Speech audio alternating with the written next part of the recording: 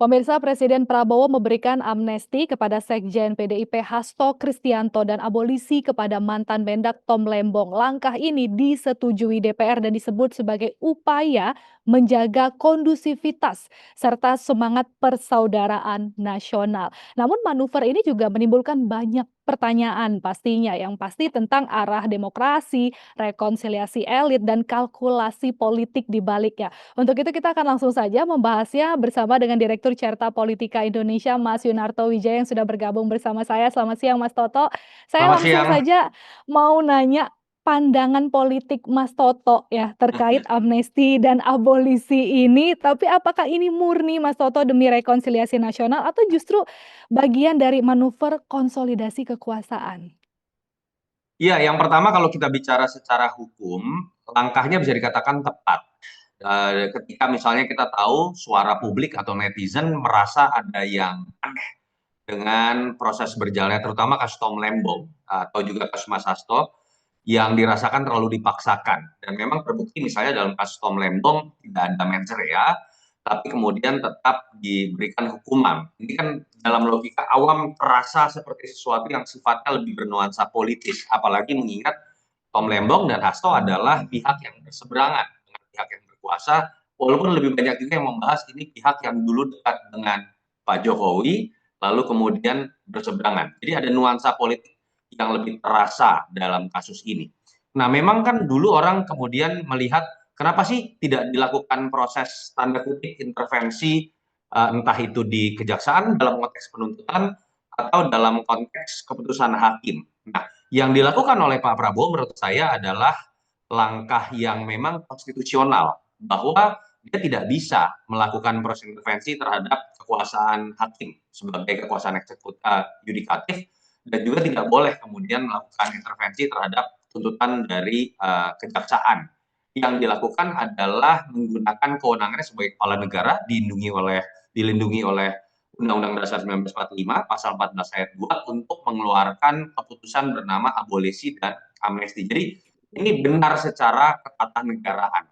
Tapi ada catatan kritisnya terkait dengan menurut saya pertanyaannya kan adalah apakah kemudian memang keputusan-keputusan hukum seperti ini harusnya dilakukan dalam konteks apa ya, ya sesuatu yang sifatnya politis atau sifatnya untuk atas nama konsolidasi politik.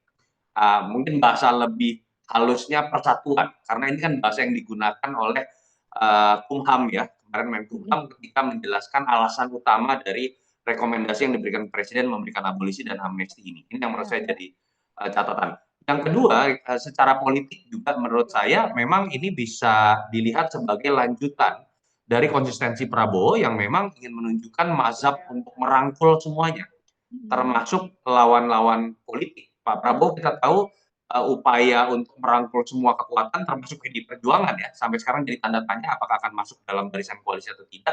Ya saya pikir ini juga bagian turunan dari mazhab Prabowo ketika mencoba untuk merangkul secara menyeluruh kekuatan politik sebagai bagian dari menjaga stabilitas politik. Catatan kritisnya adalah dalam demokrasi jangan sampai ada upaya untuk apa ya, dagang sapi. Jadi Mmm.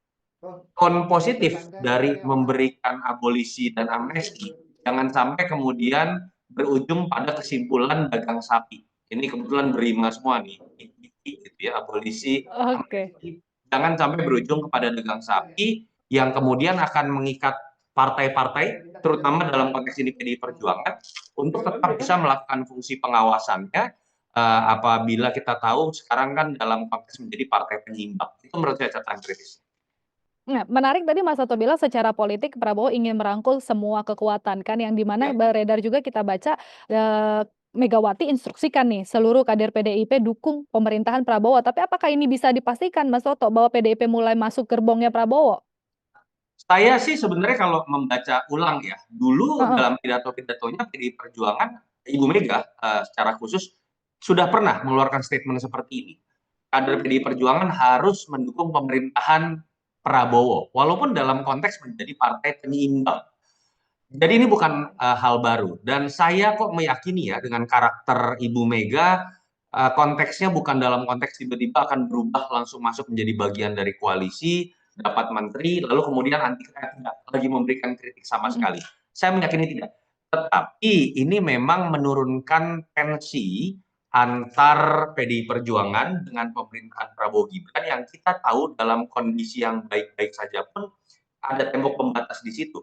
Karena selama ada Gibran, dianggap artinya kekuasaan Jokowi juga masih melekat dalam pemerintahan Prabowo Gibran, dan kita tahu dulu ada sejarah yang tidak baik antara Jokowi dengan Ibu Mega atau PDI Perjuangan dengan keluarga Jokowi. Paling tidak dengan peristiwa yang terjadi pada hari ini, andai kata pun PDI Perjuangan tetap melakukan fungsi sebagai partai penyeimbang, tapi tidak dalam konteks dendam sejarah, tapi akan Oh. lebih objektif, dan itu yang menurut saya bisa kita garis bawahi sebagai sebuah tone positif. Jadi kalau saya pribadi berharap sebetulnya PDI Perjuangan tidak mengubah posisi politiknya, tetap menjadi partai penyeimbang, tapi dalam nuansa yang lebih objektif, tidak dalam nuansa dendam sejarah. Nuansa yang lebih objektif. Tapi gimana dengan kelompok Anies Baswedan, Mas Toto? Ini menarik ya. Mhm. Ya, menurut saya belum mendengar nih statement dari Mas Anies Mhm, Baswedan, betul. karena di satu sisi Mas Anies seharusnya, ini sesuai dengan harapan Mas Anies, bahwa seharusnya Tom dibebaskan.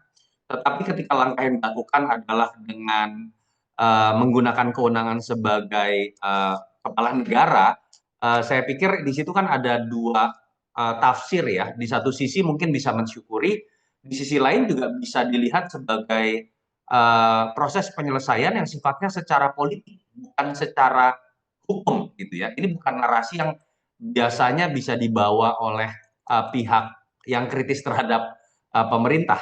Tapi kita tunggu nanti bagaimana statement dari Mas Anies. Kalau saya lihat dari Ketua Gerakan Rakyat, Mas Syahrin Hamid, itu sudah memberikan apresiasi terhadap Mhm. statement dari Pak Prabowo. Jadi memang harus bisa disimpulkan ini kepiawaian dari seorang Prabowo Mhm.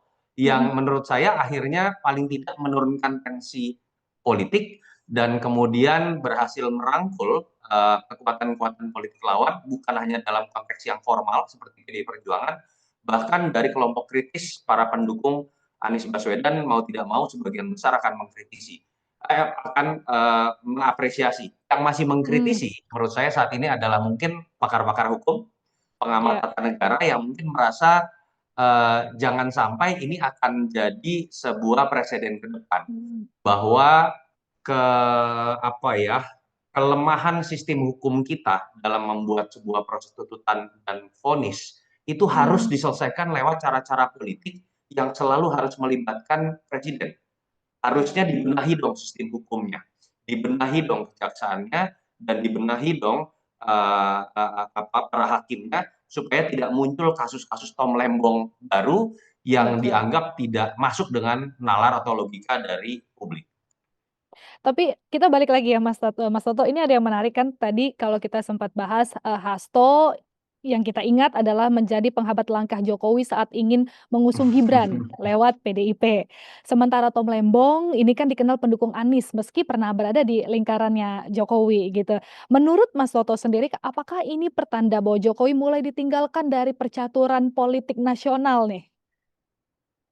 Yang jelas bahwa yang sekarang terjadi dari sisi persepsi ya, Mhm, eee, kita tahulah kasus Tom Lembong dan Hasto banyak yang menilai ada nuansa Jokowinya di sini. Dari yang betul. sifatnya, historis bahwa kedua-duanya, sangat dekat dulu dengan Jokowi, lalu kemudian berseberangan dalam skala ekstrim, sehingga banyak yang bertanya-tanya, apakah masih ada kekuatan atau cawe-cawe dari mantan presiden? Spekulasi ya. Mhm, Dan ketika kemudian vonisnya dirasakan tidak memenuhi logika publik, orang makin merasa ada kekuatan atau cawe-cawe. Dan yang lebih banyak disorot bukan Prabowo dalam konteks ini adalah Jokowi.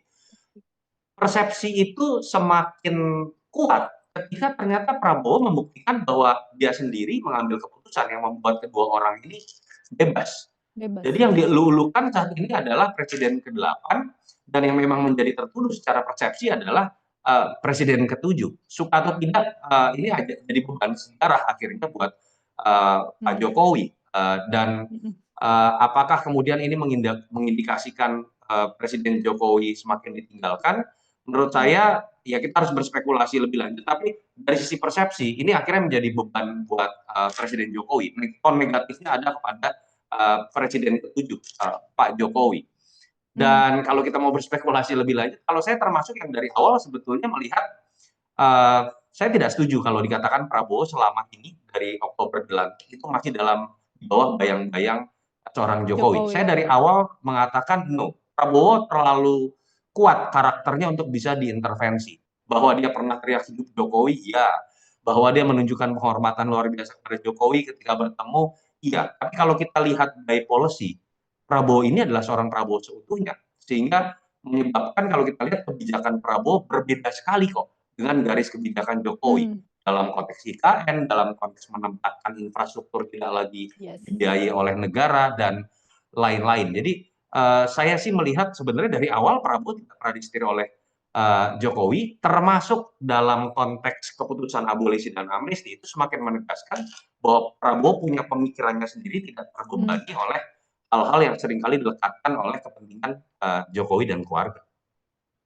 Mas Toto, ngomongin soal amnesti dan abolisi ini sendiri kan memang yang kita tahu adalah hak prerogatif presiden, gitu Ya, ya Mas Toto. Tapi gimana nih kita bisa menjaga ini agar tidak menjadi, presiden abuse of power gitu? ya, poin paling penting adalah ini memang disyukuri oleh sebagian publik ya, karena Mhm. menjawab keresahan. Tapi jangan juga ini menjadi barang yang kemudian seakan-akan bisa diobral ke depan dengan sedemikian mudah. Amnesti, Iya. abolisi, gerasi, rehabilitasi, memang itu melekat dalam diri seorang kepala negara. Tapi itu harus dilihat sebagai sesuatu yang sifatnya sakral. Kalau tidak terpaksa ya jangan digunakan gitu. Karena yang lebih penting sebenarnya buat masyarakat adalah bagaimana presiden bisa memastikan sistem hukumnya berjalan dengan baik sehingga hal-hal serupa tidak terjadi kemudian. Bagaimana Mhm. presiden ke depan bisa membangun sistem dalam kejaksaan sehingga muncul tuntutan-tuntutan yang memang sesuai dengan nalar hukum yang benar. Sehingga kemudian presiden juga diharapkan bisa membangun sistem dalam yudikatif kehakiman kita, para hakim ini bisa mengambil sikap untuk mengambil keputusan vonis yang sesuai dengan nalar hukum yang sesungguhnya. Tidak Mhm. dengan serta-merta kemudian presiden yang penting nanti kalau ada yang nggak adil, saya bisa turun gunung lagi. Saya akan bisa berikan amnesti lagi, berikan abolisi lagi. Ini yang menurut saya harusnya ke depan bisa menjadi pembelajaran. Yang terpenting bukan presiden menggunakan hak sakralnya lagi ke depan, Mhm. tetapi kemudian bisa memastikan sistem hukum tidak lagi menghasilkan keputusan-keputusan seperti ini. Itu yang saya pikir harusnya ke depan kita bisa lihat. Ada statement juga Mas Toto dari KPK dan Kejagung yang menyatakan, terkait dengan hal ini bahwa ini sama nih, jawabannya adalah akan mempelajari terlebih dahulu. Nah, kalau Mas Toto membacanya, maknanya ini akan mempelajari terlebih dahulu itu seperti apa gitu? Saya meyakini tidak akan ada upaya yang seakan-akan melawan keputusan presiden untuk Mmm. mengeluarkan gerasi dan amnesti lah. Baik.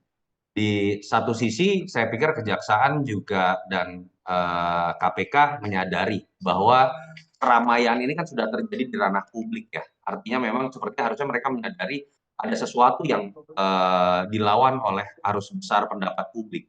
Mhm. Yang kedua kita tahu kekuatan Prabowo secara politik sekarang sangat kuat. Saya pikir kejaksaan, apalagi kejaksaan ya, ada di bawah presiden.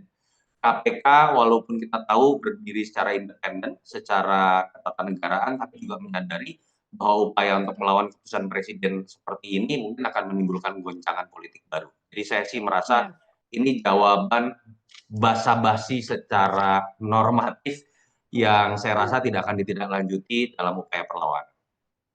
Terakhir dari saya Mas Toto, apa sih dampak, ke depannya dari kebijakan ini terhadap stabilitas politik nasional? Dalam konteks stabilitas politik jangka pendek, dalam konteks untuk Mhm. kemudian membangun kekuatan koalisi atau dukungan terhadap pemerintahan, ya ini sebuah langkah luar biasa. Mmm. Tapi jangan sampai malah jadi presiden untuk kekuasaan eksekutif itu kemudian bisa membeli partai-partai, bisa membeli kekuatan politik termasuk oposisi dengan cara-cara Mmm. seperti ini yang mengakibatkan check and balances kemudian malah menjadi mati. Jangan sampai kemudian kekuasaan untuk memberikan abolisi, amnesti itu ditujukan untuk politik dagang sapi, untuk transaksi politik, yang membuat partai, kekuatan oposisi yang seharusnya bisa menjadi penyeimbang, menyuarakan kekritisan masyarakat itu menjadi terbeli. Dan saya berharap juga yang sudah diberikan hadiah tanda kutip ya, baik itu Tom Lembong dengan semua pendukung di baliknya, Mas Hasto dengan kekuatan PDI Perjuangan di baliknya, tetap menjalankan fungsinya termasuk untuk melaksanakan fungsi pengawasan dan tetap kritis. Itu yang kita harapkan tetap terjadi dalam demokrasi. Langkah yang luar biasa, tapi jangan sampai menjadi presiden abuse of power. Luar biasa, terima kasih sekali Mas Toto sudah mau bergabung bersama kami, insight-nya menarik sekali. Sampai jumpa, selamat Sampai siang. jumpa, thank you.